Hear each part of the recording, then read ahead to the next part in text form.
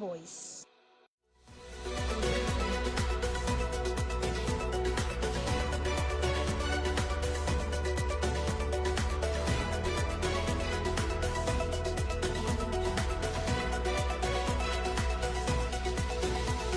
My School News TV, giving you a voice.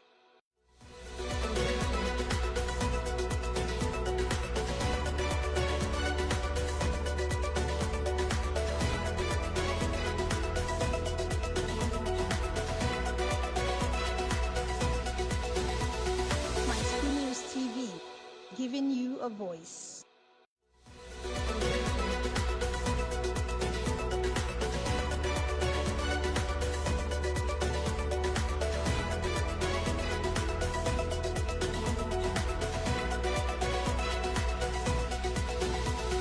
My School News TV, giving you a voice.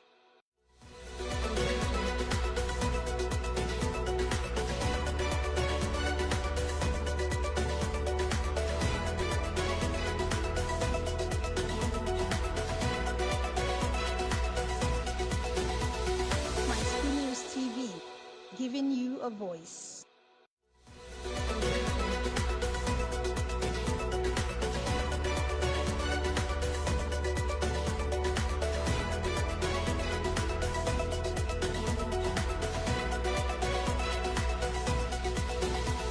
My School News TV, giving you a voice.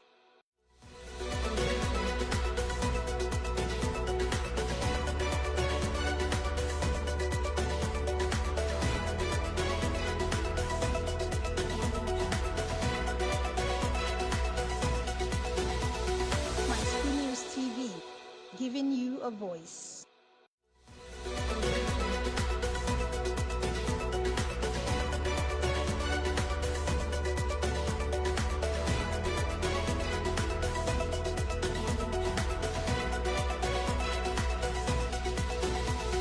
My School News TV, giving you a voice.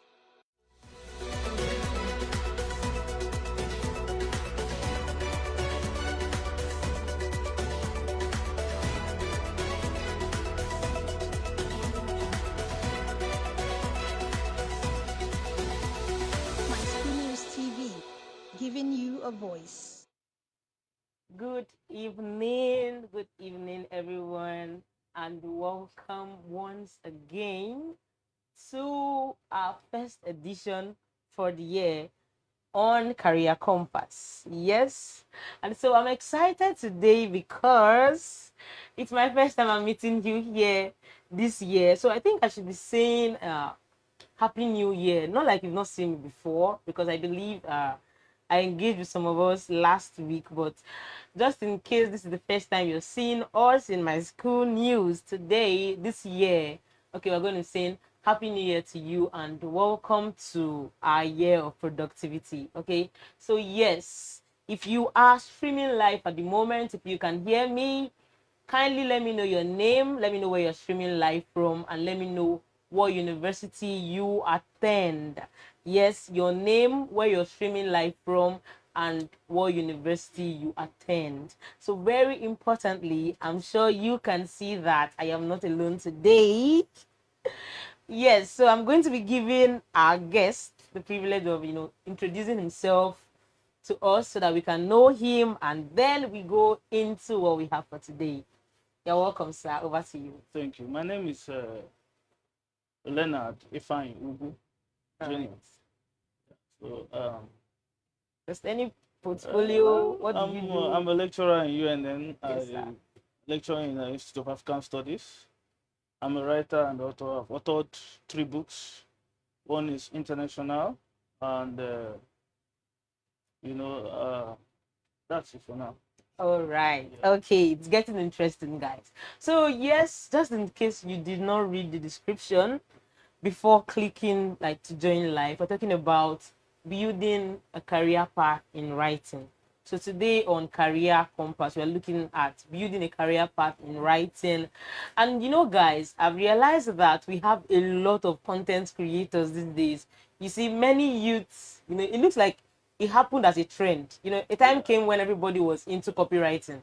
Exactly. After the breeze blew, a lot of people now came into content creation. Exactly. The same happened for graphic design and all of that. And so we have a, I don't know, an innumerable number of content creators today, and I feel there's a lot of maybe aberration in it because many people do not really know all about content creating. They just feel like this will help boost my profile.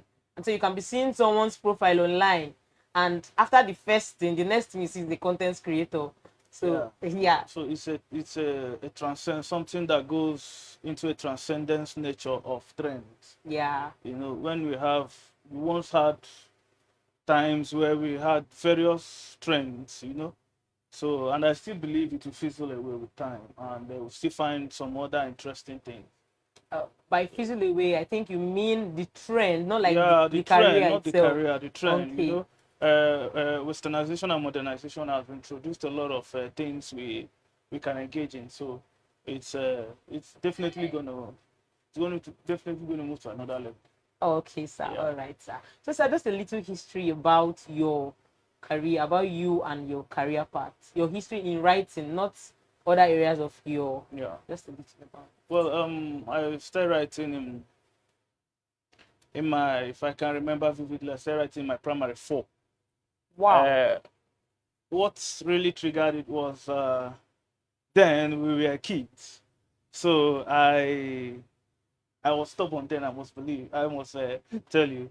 So during a break we were playing football, and I kicked the ball out of the fence, out of what do you call it, a barbed wire, Okay. and I had to pull the barbed wire and crawled to get the ball. On my way back, the proprietor, the owner of the school, saw me. So I we I didn't know that it was going to be something, grievous, until after the break we got a bell, an emergency bell.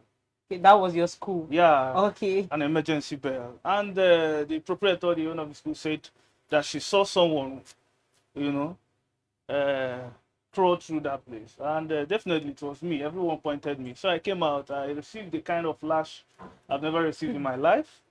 Guys, in case And you don't know what lash is, and lash, after he that was day, plugged. Yes. yes, and after that day, I went to my class.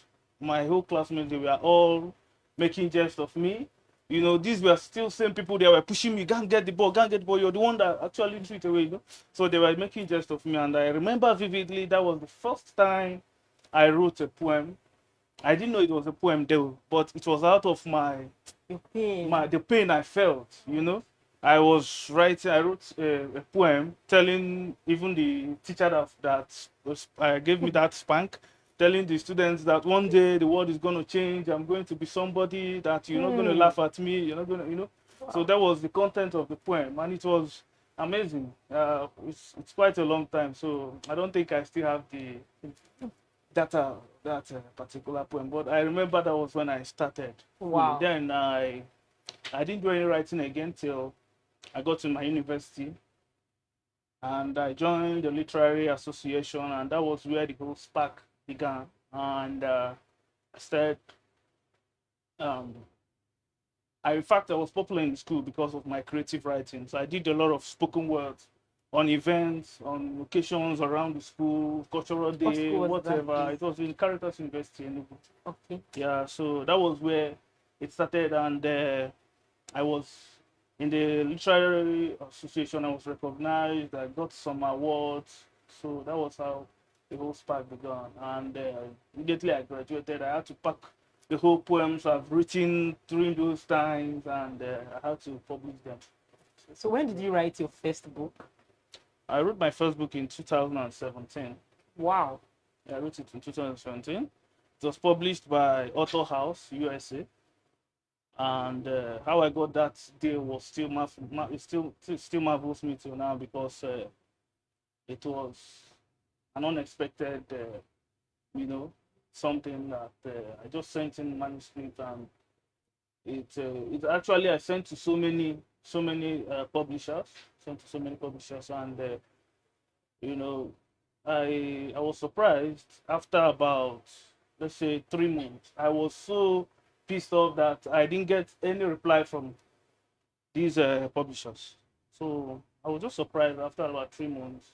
They sent me message, told me I should that they That would they were they love, interested. yeah, they were Wow. interested in the work, and that was how they started. Wow. Okay, I think what inspired you was really touching. It means whatever happened in your class at that period, that's primary four, Yeah, whatever they did to you was so painful to make you to sit down to write. yeah, I I had a lot. Imagine, you can just imagine a scene where even the entire class is laughing at you and making jest of you. The teacher as well is mocking you verbally, Yeah. and everybody's laughing. Such a thing. An average student at that age will just cry and go Yeah, back home. So yeah, I really just can imagine how a student at that class will come yeah, up with writing as a way to ease off yeah, pain.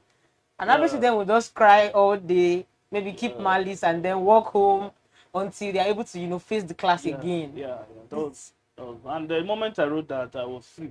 Wow. I was free. I came the next day. If you talk about it, I'll joke with you as well. Wow. Yeah, so that was. It means writing was also very therapeutic to Yeah. you. Wow. Okay, sir. So from what we've heard, we can see obviously that you have a very solid background already in writing. Oh. And so we have a large audience out there who would really want to know how they can start a career in writing. So how can one start a career in writing? Well, if you want to start, I don't believe that writing is a call. Some people believe that writing is a call. A call. A call. That Yeah. is That some people are destined to be writers. like CALL. Yeah. Okay. Okay. Yeah. So, but I don't believe that people are destined or to be writers. Sometimes these things come as a result of your background, as a result of your um, foundation.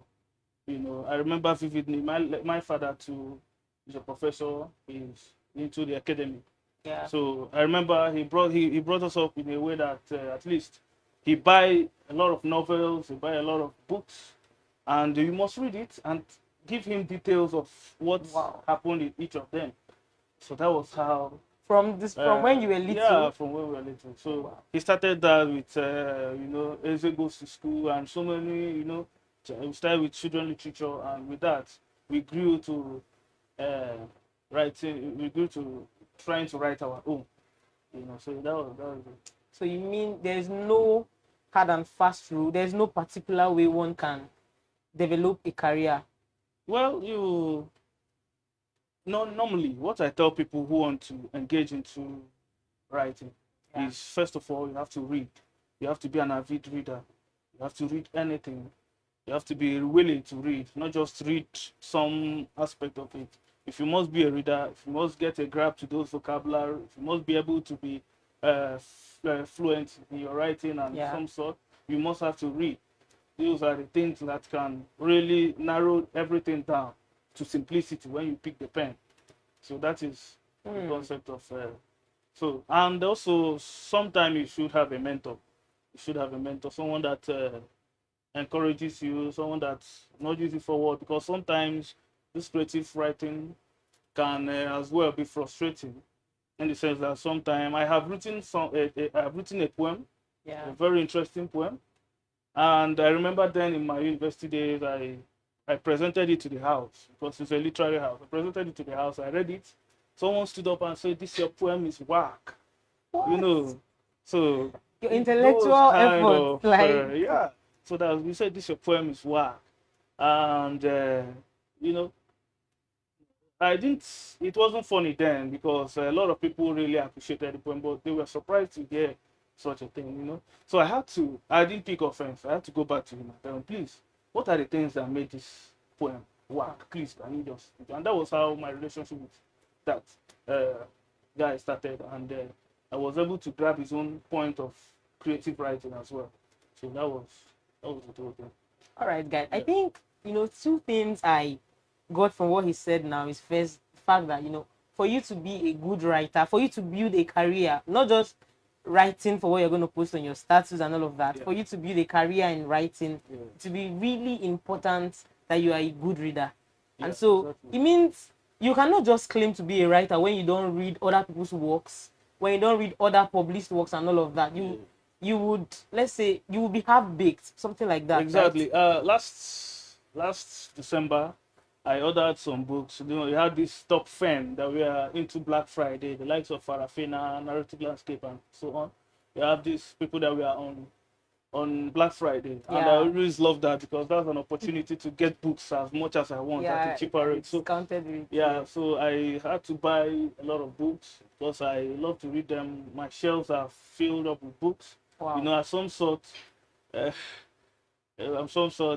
I'll get people asking me what's the essence of all these books. You know? Like, but I love them. Sometimes they inspire you. They inspire you to write, and they inspire you to address a particular issue. You know, for example, Achebeti's Fall Apart came as a result of a reply. You know, so you know, if you really want to start creative writing, you must be a reader. Yeah, and if I'm not mistaken, even for Chimamanda's Purple Hibiscus, in the beginning of her work, we could see that she had read Things Fall Apart because she said things started to fall apart when, and so you see that for you to arrive at the point of mastery in your writing, it's not going to be possible without you being a reader. And then I think the next thing you said, which struck me, you said for you to be able to write down your words in simplicity. Because I feel like the end goal of writing is that communication is achieved. Yeah. Why I said it is because I'm an editor as well. I proofread and I do editing. I get a lot of works to edit. So, and I discovered that sometimes someone will send you a work and you'll be like, this is not worth my time, you know? You tell the person, please go and edit it yourself and come up with something before I can really address it, you know? So that is the major issue you're facing. If you have this background, if you have this, if you're able to read, you'll be able to get it won't be difficult for you to write, you know? It won't be difficult for you to decipher between what is right and what is wrong, where to put a comma and where not to put a comma, where to put a full stop and not, you know, all those grammatical errors. So you'll be so conversant with that. Yeah. Okay. All right. So this is going to lead me to my next question. So, what are the basic components in writing? What are those things you would need to pay attention to, you know, when you're trying to write something really valuable, I would say, not just something that should just pass the phase of time? Yeah, you look at your message. What do you intend to give the audience? What is your message? Are you actually placing an argument? Is it substantial? Do you have claims? Are you getting me? Then you must look out for, you know, at least let it be because sometimes I have 1, 2, 3 drafts before I give it out to editor or a proofreader, because I can't proofread myself. I can't edit myself. So before I give it out to any editor or proofreader, I first of all do a first 1, 2, 3 draft. In that 1, 2, 3 draft, I add, I subtract, and you know, sometimes you see that your plot is not joined together.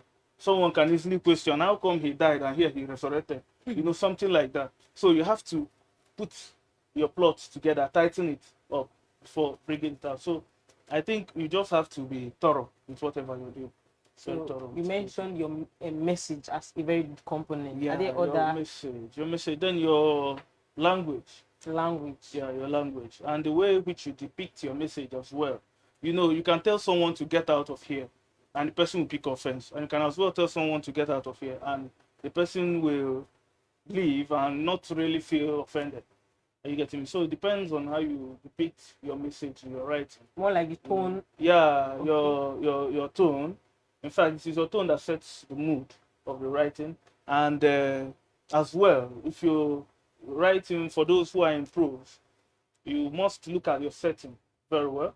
You must be able to research very well. If you want it to be a realistic fiction, you have to research so well on your setting, and even on your theme, so that you can actually be transparent to whoever is reading it. So Yeah. that is it.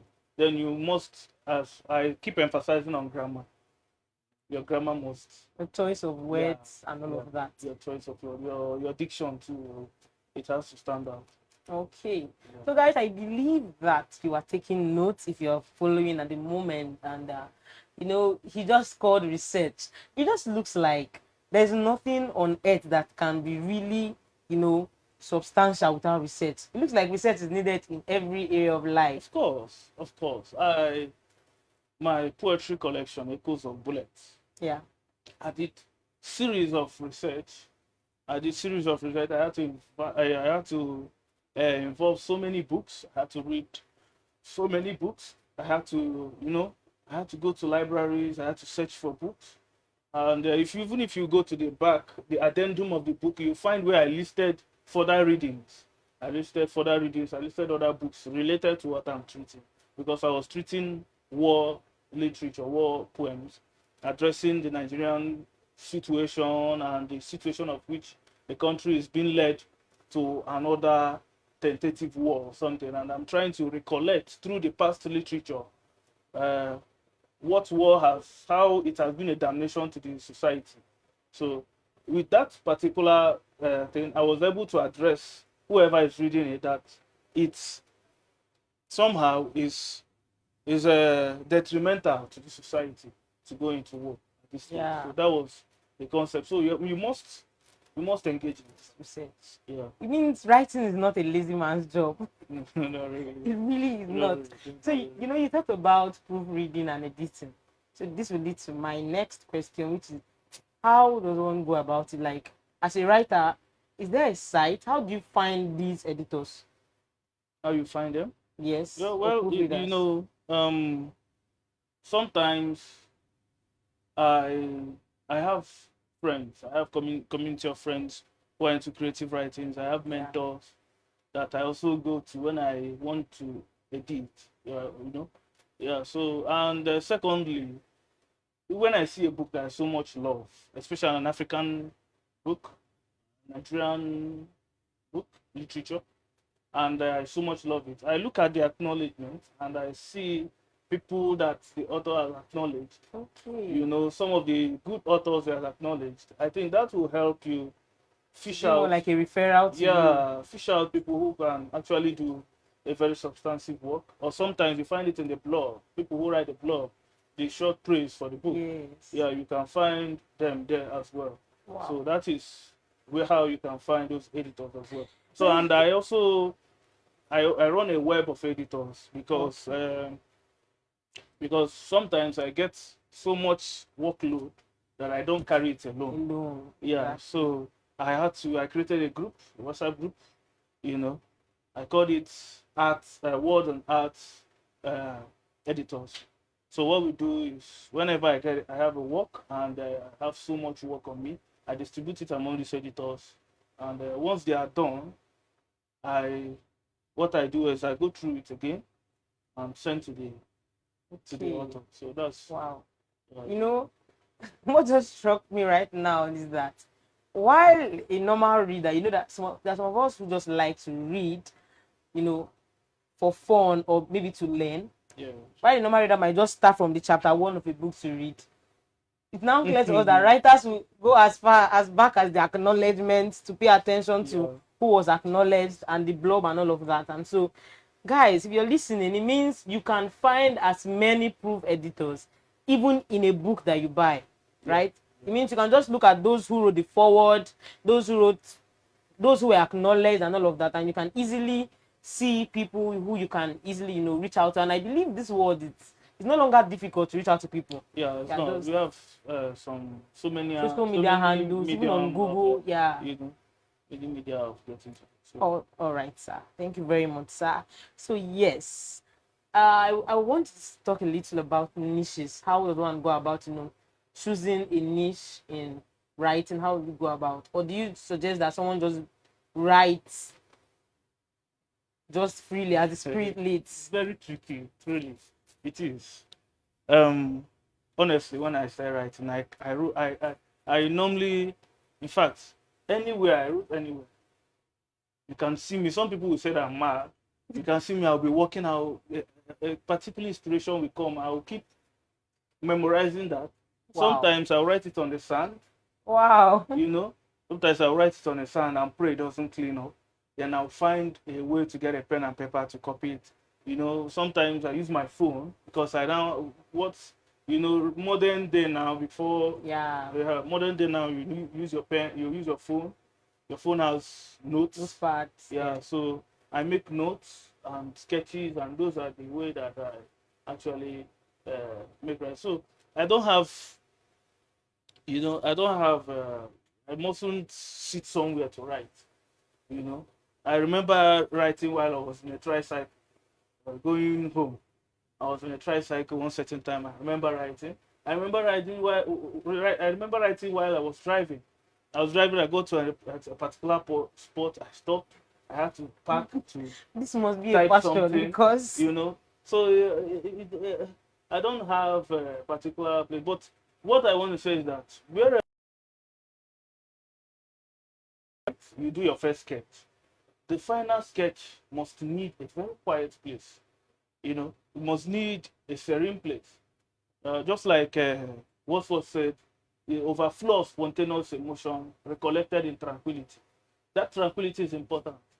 So you can do your first sketch anywhere, you can get your inspiration anywhere, but you have to sit in a very quiet, secluded place so that you can be able to recollect, you can be able to, come out with something outstanding. So uh, I normally do that. Normally find a place whenever I want to gather up what I've written. Yeah, find somewhere secluded and do it. all right, so just to talk a little about this niche, I'm coming from an angle of knowing what area you focus on. There are niches like maybe the health writers. We have people who write on climate change. We have people who write on African history.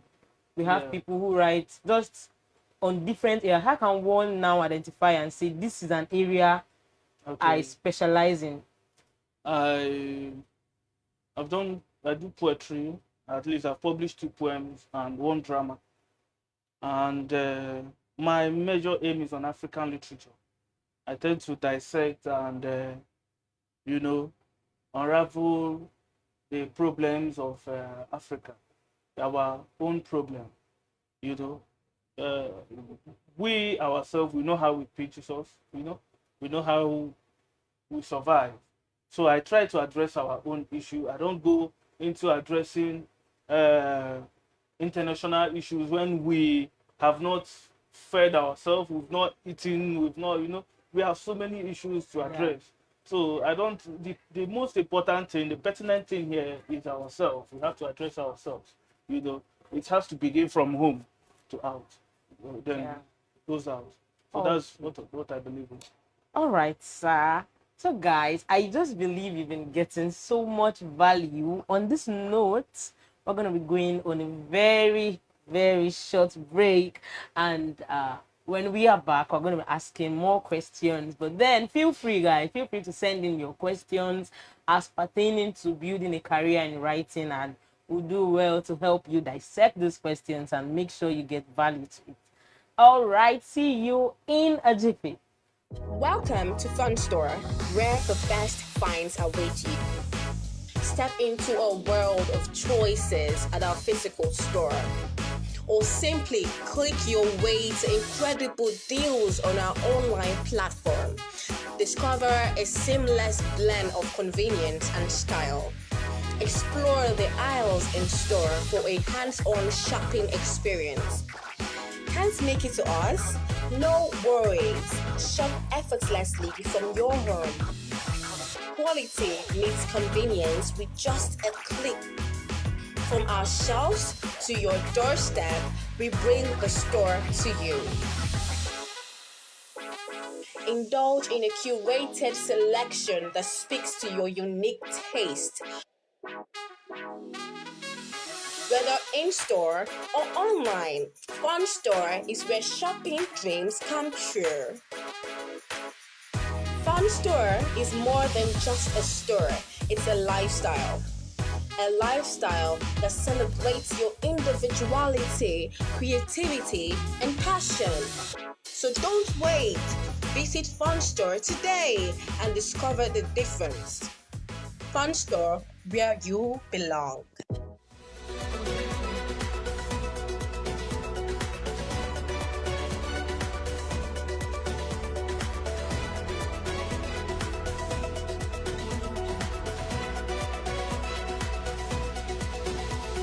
My News TV, giving you a voice. Welcome back, guys. You're welcome back. And like I told you, it was going to be a really short break. So yes, just a little thing to let you know. I'm sure you saw the Fun Store ad on the screen just a while ago. Fun Store is active. Yes, Fun Store is saying bring in your deals. So when you want to get clothes and clothing and as many accessories as are in Fun Store that you do not want to see the next door neighbor wearing. You want to get something really unique, get something out of the world, out of what you can just see in a normal market. Fun Store should be your next place of resort. So yes, if you're just joining us, good evening.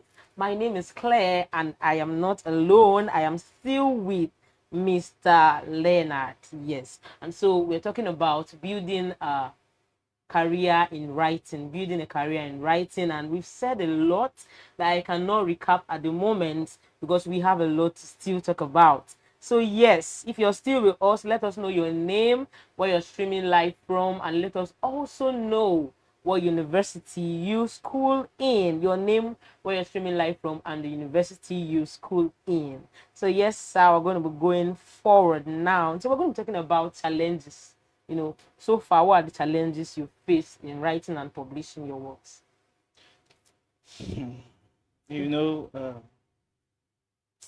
Challenges. I've had a lot of challenges. I Can don't see it know. all over you. I don't really know where to start or where to end. But I know that at least I can start with the milder ones. Let's not look at the previous ones. I think the people out there will need to hear a bit so that there's a part of the Bible that said, who would want to build a house? I will not wait first to count the cost yet. Well, so I think they should count the cost right now. Okay. Let's say first the challenge I've had has been internal. It has been internal. Within my circle, within my circle. Let me just say my circle. It has been very Herculean task for me. Even as you mentioned the scripture, I think there's somewhere they said that a prophet is not recognized in his hometown. Very true. Yeah. Very true. I think within myself, there are still, will I say, Thomas, who really don't believe in what I do. So, and it's not actually a challenge. It actually is something that that should, drive me forward. Yeah. So, and the nature of our system, nature of our, let me say the nature of our education system or nature of our writing system or something. It's actually challenging. Yeah. So challenging. Most, for example, I would say that you can find some interesting and wonderful publishers who engage in prose on a traditional level. But when it comes to poetry or drama, they tell you the Nigerian market does not support that, so we don't think we can promote that. We don't think we can sell that. You go and make yourself. You go and So something like that. We've had some challenges, and even the prose that is so prominent, that is so prolific. Not all has gone. I'm not saying that Nigeria is not really trying or Africa is not trying. We are trying so well. We are actually,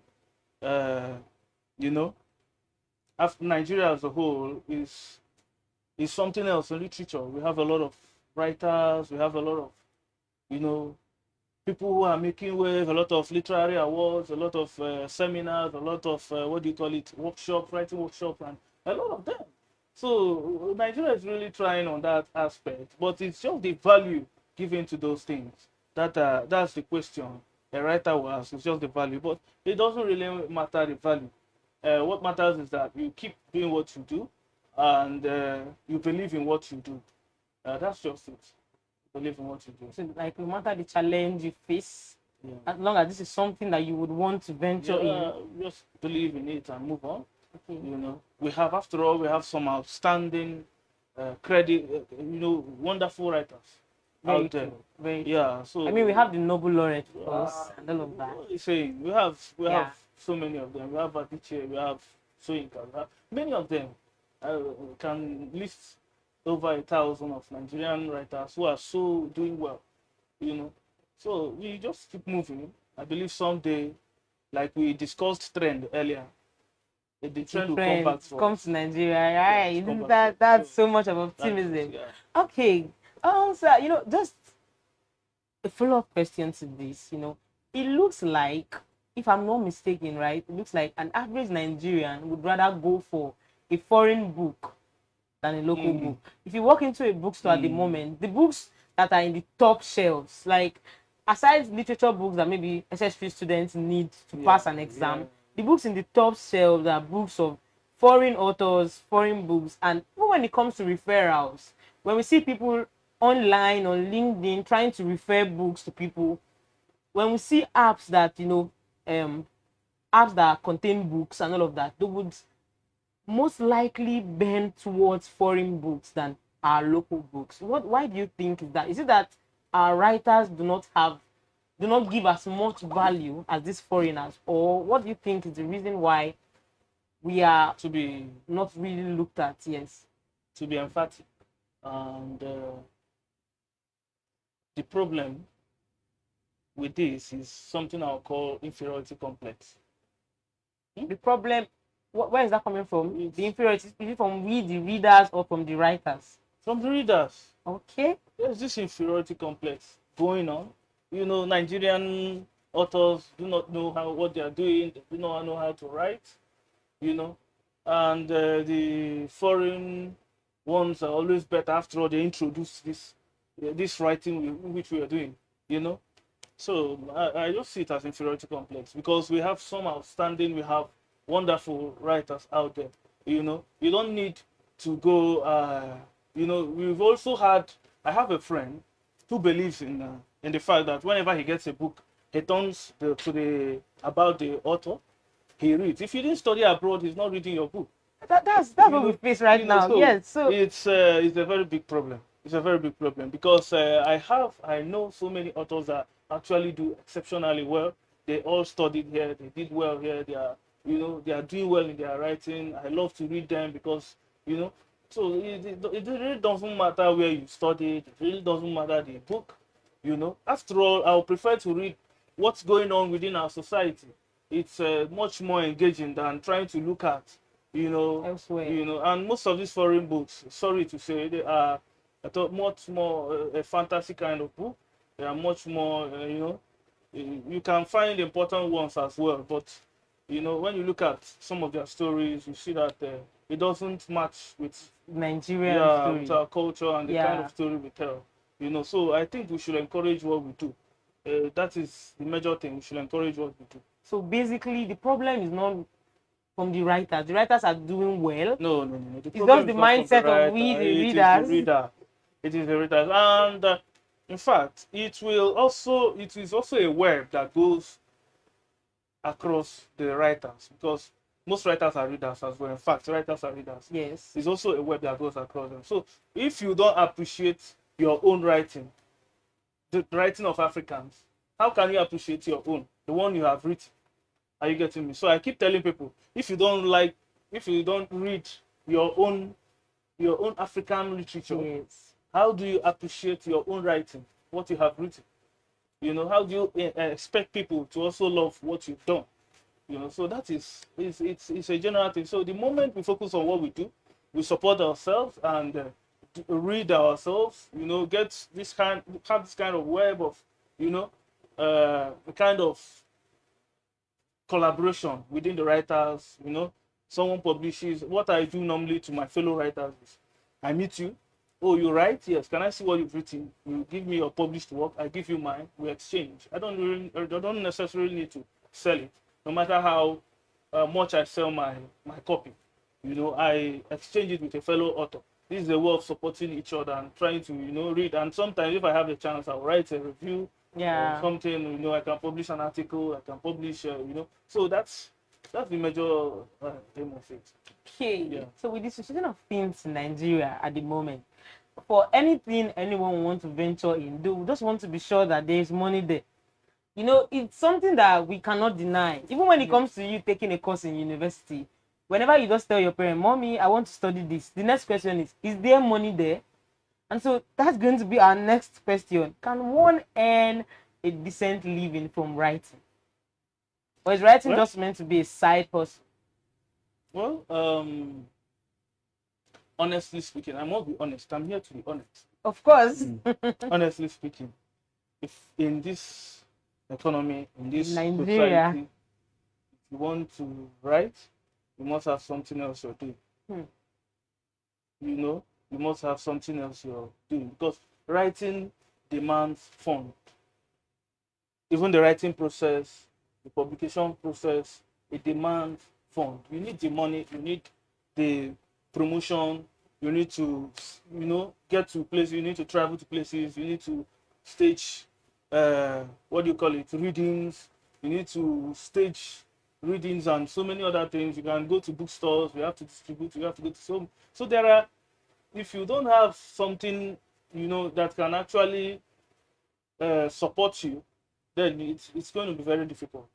You know, it's going to be very difficult. In as much as people still make money in writing, yeah, I'm not saying that you can't make money in writing. Yeah. Yeah, you do make money in writing, but what I'm trying to say is that you must, you know, see how you can match it with something substantial, something that gives you some money.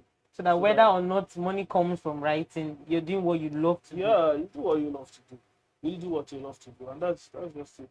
So, and that's what most writers, the mistake they make, they rely solely on writing.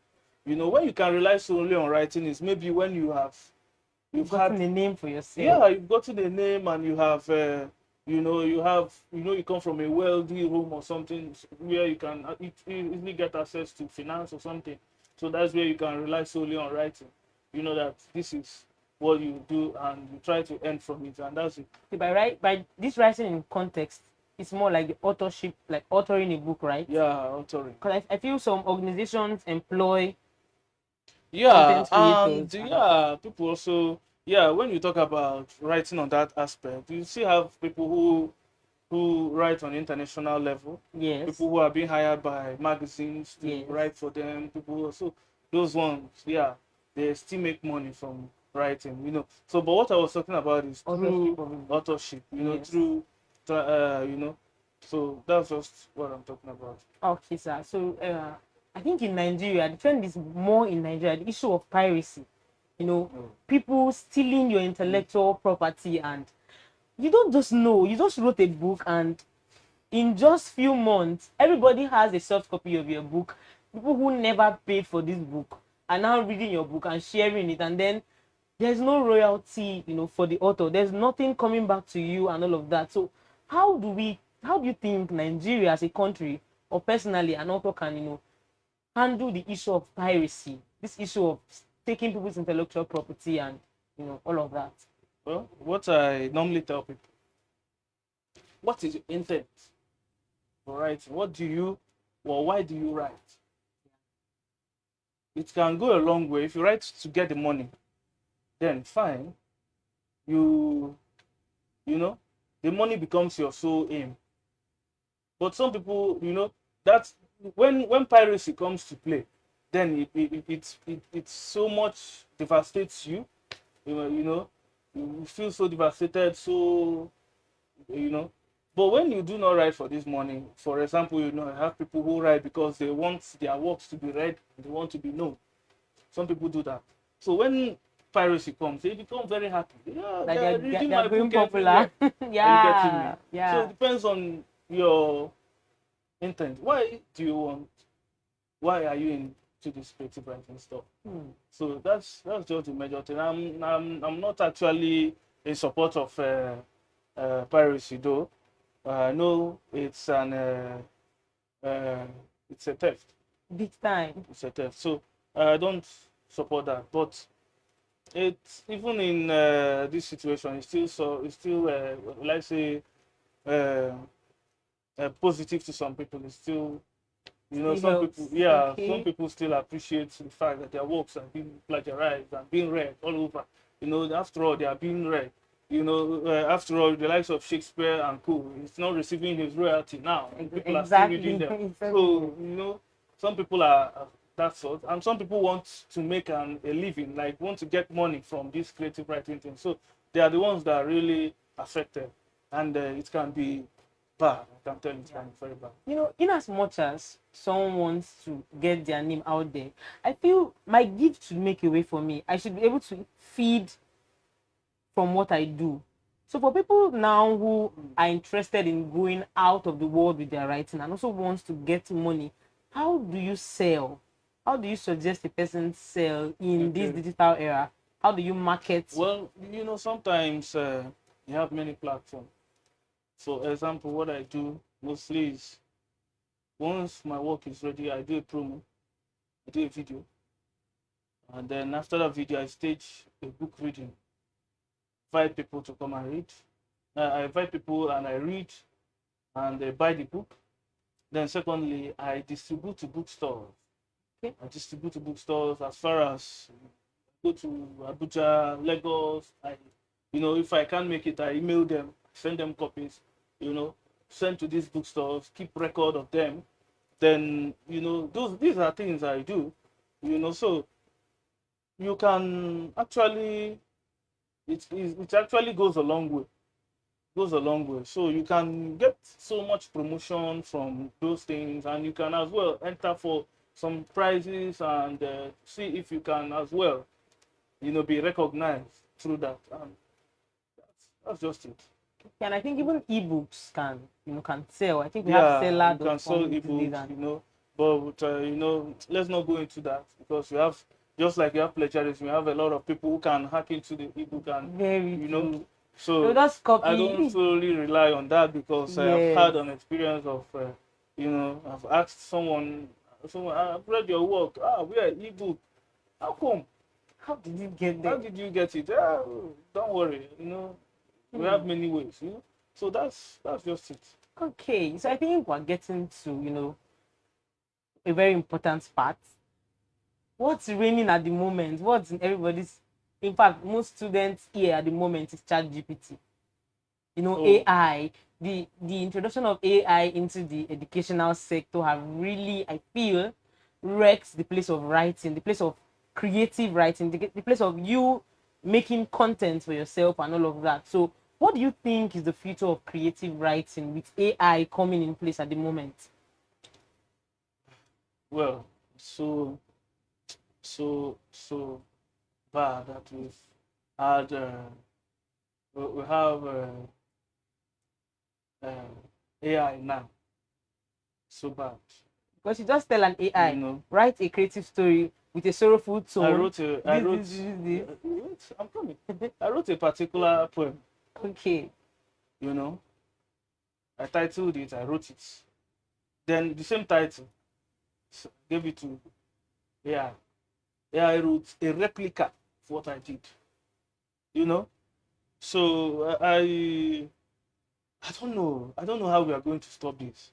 It can't be You stopped. know? I don't think AI can really be I stopped. don't know how we can because it's going to infringe into human mechanism.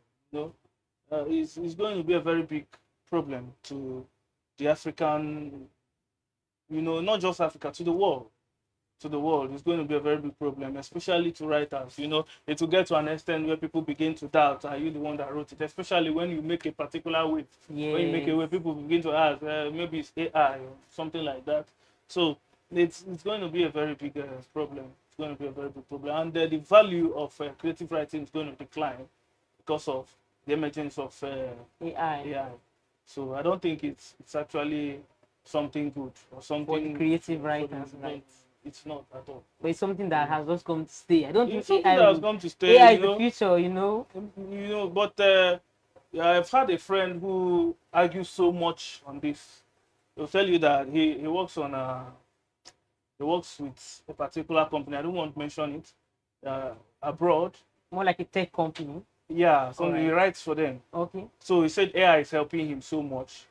You know, they pay him so well. Why don't you bend down and write creatively, bring out your own ideas? Okay, so Said it's like it even him helps too. them, the creative writers too, to He write. said- so that's why the argument is going on. But I disagree to that because it makes you redundant. It makes you not to be able to be creative anymore. You know, it can affect your creative ability. Can make you feel very lazy. But I And not being mean, able to come out with something, you know, because after all, you have AI that can do the writing for yeah. you. But you know, So- AI just like technology. You know, technology at the moment, like just like you have your tomatoes in the house and your pepper, and you have a blender that would easily grind this thing and make it into a puree instead of having to pound as in those days or grind this thing. I mean, blender has come in to through technology to make it easier. I mean, don't you think these creative writers should embrace AI, and then maybe when AI gives you some points, you now improve on it, because as they've told us while we were going on that the human brain is better or better than the computer, that kind of thing. So don't you think they should even maximize the provisions of AI? Well, that's for whoever. Me, I forbid AI. Wow. I cannot write with AI Hmm. because it's a slap to me. Hmm. I won't feel comfortable with that. You feel it's not your work? Yes, I don't think I can go stoop to writing, going to AI to write for me. You know. Yeah. So but there are some elements of AI that I really appreciate. You have the part whereby autocorrect. You know, you have this autocorrect spellings and errors and grammar yeah. and stuff. That's one part. I think they should leave it at that. I'm not trying writing for us. Yeah, not trying to give AI an entire task that human can actually do. So I think that's the goal of AI. It's detrimental. They want something. That's why uh, it's called artificial intelligence. You know, they want something that's not human intelligence, and they can just be at their beck and call. Well, honestly, I have the experience. I've read so many works. I've read things that even assignments from students. And Yeah, I was going to go there. Yeah. So if you see an AI written, yes, you will know. Very true. You don't have someone to tell you. If you see something written by AI, you will know. You know, sometimes they are so, well, let's say subjective. They are so strict on this. They are, so you will definitely know that this was written by AI. Yeah. So there is no way, there, at a point you see how flawless it will be. See how flawless, and I just know when I see AI might not necessarily always break down some examples or relate it to current happenings, because they are limited. They are limited. Thank you very much. That is what I mean. AI cannot give you details. It can't go to an in-depth detail of a particular thing. It's treats it as a surface. Well, I don't want to give them points, but I feel computer has to do with garbage in, garbage out. If I carry a news story now and put into an AI and say, AI, create a content from this news, you will see that they will even use examples and many things. But then it all boils down to how it is used. But like you said, for you, it's forbidden. You don't think a writer should And I don't advise any writer to go into that, work, because it's going to affect your creative acumen, your ability to come out with something. It will make you redundant and lazy, and in fact, it's not something I advise for any writer. Okay. So for those, for some, writing is inborn. There are people who just believe that they grew up and they just started writing. And there are people who just like it when they see really wonderful content and they want to learn how to write. So can someone develop a writing skill? Of course. aside it being inborn, like if you know zero about writing. I even said something about this inborn stuff. Yeah. I mentioned it earlier. I said that being able creative writing is not really inborn. If you look at someone who claims that it is inborn, look at the person's background, look at the person's upbringing, look at the way the person, Yeah. just right. Where did you study? Where did you go for your secondary school? Where did you go to your primary school? Where did you go to secondary school? Where did you go to university? What are your encounters? Which home did you come up with? These are the orientation that might affect someone's ability to write. I'm not saying that you don't have people who are so prolific in terms of the way you speak might be different from the way I speak. Someone can speak very quick, someone can be speaking very slow. So you still have people who are in that essence, people who can write very well, people who cannot, or people who can write, who pick something very quick and write, So that is on a different level. Well, what I'm trying to say is that being inborn is, I don't want to really dismiss that. I don't want to dismiss that on a full, but I just want to say that on my own opinion, right? on my own opinion, it's something that was nurtured, really, consciously or unconsciously. It was something that was nurtured. So if someone really wants to write, I'm not saying someone cannot learn. As you are now, if you want to be a writer, you can learn. What you need to do is just start reading. You have hit to the ground running. Not just read. Yeah, you can read. Then you have to get to see what other authors have done. Get to follow some authors. Thank God there's social media now. You have to follow some authors. You have to to talk about interact. mentorship. Yeah, you also have to go to places where you meet and interact and have this kind of it helps. Then you have to also go to a place that will bring out the zeal in you.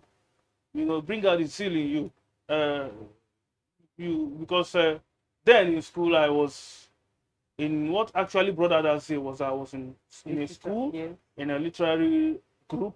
And in that literary group, I sit down in the audience, I see people come, they present their poem, people criticize it, people appraise it, then they will go back and stay. So I decided to let me just give this a trial. And I gave it a trial. So with that, I started writing, So you have to be in a place that can actually inspire you as well. So it's one of it. So, and as you're inspired, as you keep writing, you keep learning. Writing is a learning process.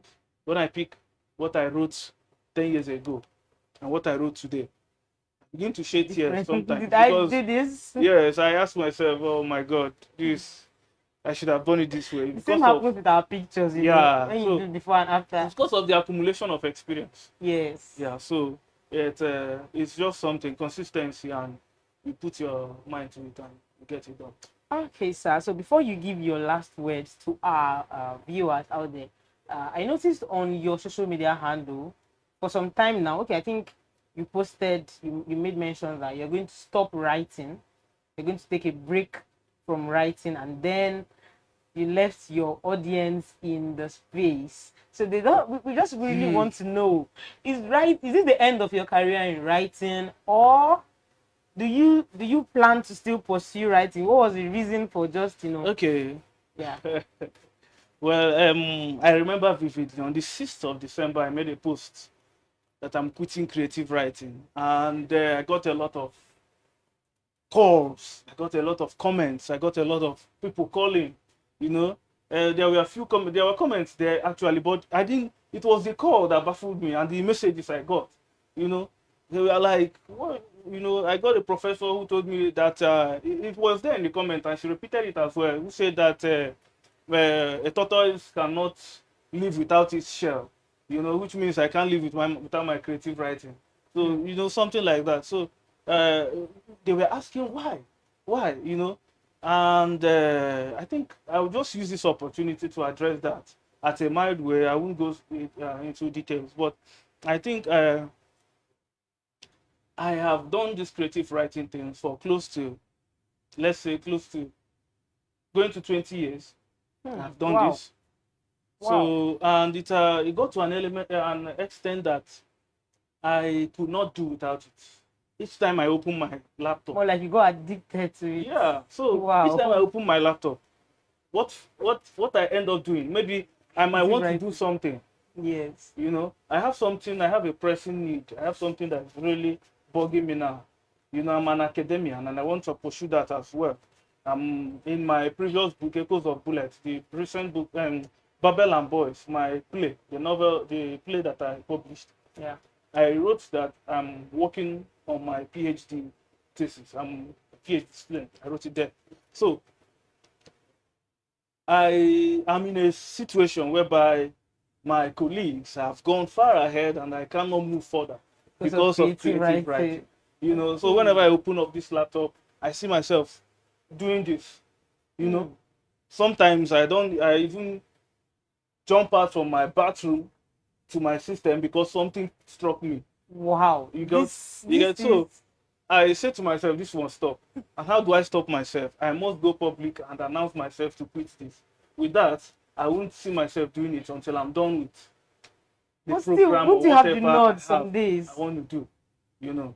Some days won't you have the nod? I have the odd, but sometimes I pity my muse and I just feel very sorry because it comes so seriously, but I tell myself I won't do this. It comes mostly when I'm working on one of my maybe proposals or one of my articles, or let me say my PhD dissertation or research work. You know, it comes and I'll be like, I'm not doing this. I'm not doing this. I've told myself I'm not doing this. You know. Wow. So I have so many beautiful addiction. You know why? Because I have so many manuscripts in my system. I have too many of them. So I don't want to end up editing as like I used to do. I don't want to end up going back to them. You know, I have so many of them. So I just keep them by the side. And with that post, I will be able to see if I can be done with whatever thing I have that I want to do and come back fully to creative writing. So I'm not quitting. It's not an end. It's not an end to it. It's more like a pause, guys. Yeah, it's more like a pause. I'm just giving the pause. I think this is really I believe that my return will be much explosive. Yeah, it will be much more explosive. So I just and then by God's grace, you might be returning with a doctor. Yeah, you know, the title should have changed by then. Probably. So that is the essence and the reason for the halt. Yeah, so let's just face one and done with it. So people, I believe you have been cleared so that you don't keep asking and sending the calls and messages and all of that. So finally, what's your last word to your audience? Those who are interested in writing, those who are not, those as many who are listening, what do you have to say to them? Well, I want to tell you out there that if you're a writer, not just a writer, general, if you're a reader, if you're a writer, you must have to be steadfast. You must have to believe. You must have to be strong in whatever you're doing. You know, especially I mentor a lot of writers. In as much as this right now, even the editing and the writer, I had to call it all a pause. You know, but I mentor a lot of them, and I get to understand that so many of them are so quick to get up there. You know, so many are so quick to be, you know, to write, you know, something, but you don't know that you build this gradually. Yeah. You build this gradually. I have examples of people who just started and it blew up, but after some years, let me say 5-6 years, you keep asking, where are they? Are you getting me? You keep asking yourself, where are they? You know. So these are things you have to build up so that you remain consistent, you remain valuable, and you become, you know, a voice tomorrow. So that's my advice. And for the readers, I want to encourage you to keep reading. Keep reading African books too. Oh, yeah, African books too. Well, you can also read the traditional ones, but you can also read the African books, you know. We let us discover ourselves. You know, there are a lot of things about us that we have not discovered within us. There were a lot of misinformation about us, which was due to a new colonial or imperialist imprint in the African system. So we have to, through research and through reading, we have to get to understand those things. This just dropped a question in my heart, Yeah. which will be the last, hopefully. Talking about, I remember you mentioned you sending manuscript to publishers and all of that. Yeah. So can these upcoming budding writers know how to go about, sending your manuscript to publishers, and possibly if you can let us know some publishers that help maybe upcoming writers, and because it might not be easy to fund a book at the moment if you're just starting. It might not be easy to go about the entire publishing process and all of that on your own. Okay. Well, I wouldn't be mentioning the names because I didn't get the patent or the right to mention the names. Okay. Yeah, but I can tell the audience to actually hook me up. Maybe you can drop my Facebook or my phone number on the screen, so that I think your name is enough. Okay, yeah, So you just can look you up just on Facebook. Yeah, on Facebook. You can go to Leonard Ifeanyi, Leonard Ugwu JR. Yeah, Leonard Ugwu, Leonard Ifeanyi Ugwu. Yeah, you can still get there, and you can ask me whatever about that. But as for publishing, sending a manuscript, it's so challenging. You have, like I mentioned earlier, some publishing firms once a year, twice a year, they call for submission of manuscripts, and people end up not getting this opportunity of being published. They send call for manuscripts, and people send in their manuscripts, and they pick the best and publish it and market it, pay you royalty, and so on and so forth. So the issue here is you must make. I tell some of my people, some of my mentees are like people who are under me. I tell them that if it can take you 5 years to come up with a book, please take your time. Take your time and make that worthwhile.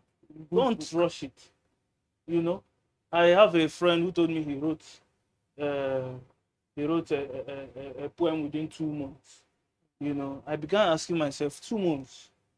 Within 2 months, he wrote a poem. Who edited it? Who proofread it? Within that, So it can, and when these people do it, they go to vanity publishers to publish them.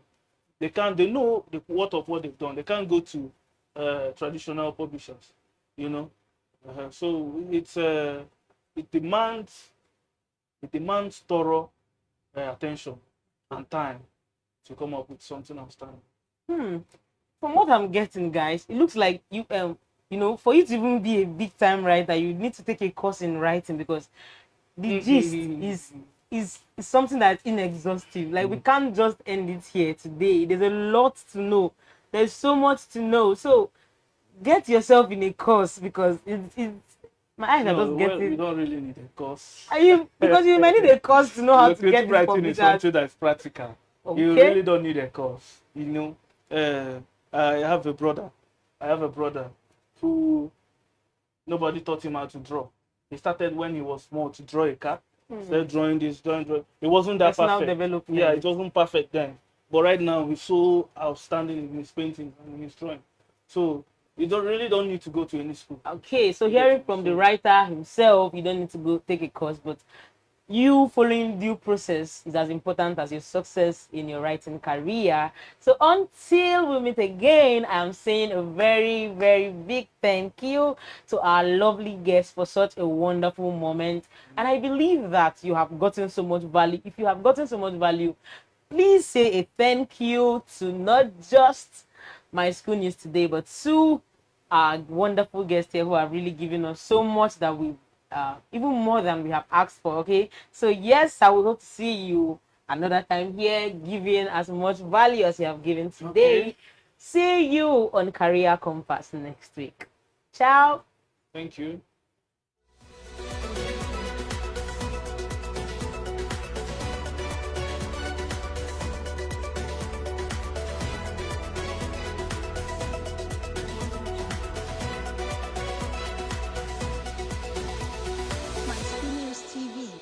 Giving you a voice.